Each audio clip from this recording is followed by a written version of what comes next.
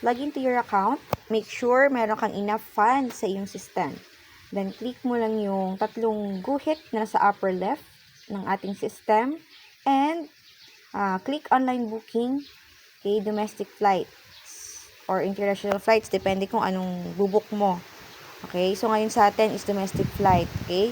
Click search flights.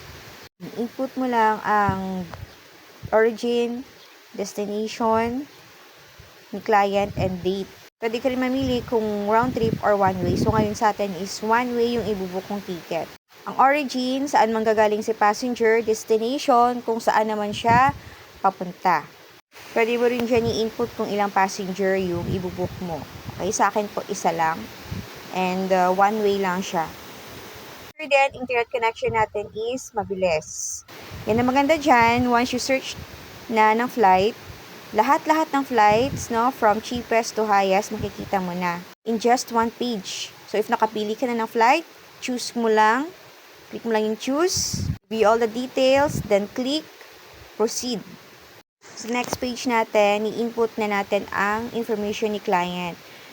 So, make sure, bago tayo pumunta sa ganitong page, meron ka ng kopya ng lahat-lahat ng information ni client. No? Mas maganda, meron kang ID, no, for correction or confirmation ng spelling ng information ni client para iwas pagkakamali.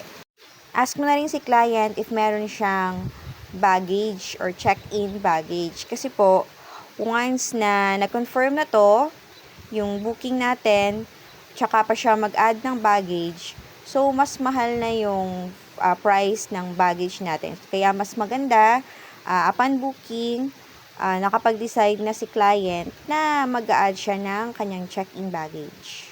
Sa number and email, pwede mong ilagay yung number mo or email mo.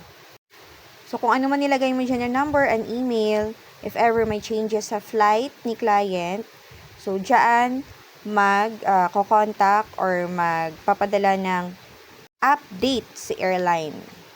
Before you proceed, check all the details and then click submit. Yan, check again the details, make sure tama lahat.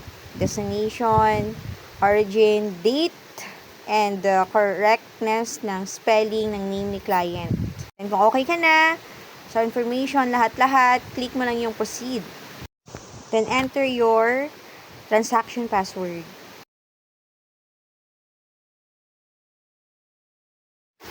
So, ayan na. Okay ng ating booking. Ganun lang kadali mag-book. So, just wait for up to 10 minutes para sa ating electronic ticket. For electronic ticket naman, just go to domestic flights and click issue ticket. So, lahat-lahat po ng mga booking history dyan makikita.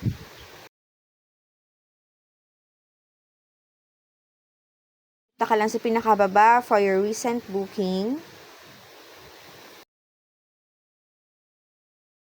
Click mo lang yung check status. Okay. If we are still processing this booking, please try again later. Nakikita mo sa screen mo.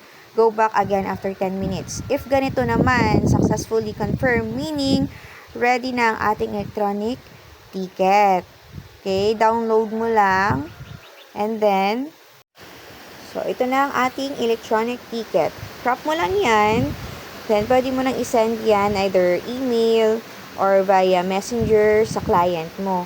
Kahit ganito na lang ipapakita niya sa airport, kahit wag na siyang mag-print ng ticket, okay na. Ganun kaganda ang ngayon, sa panahon ngayon.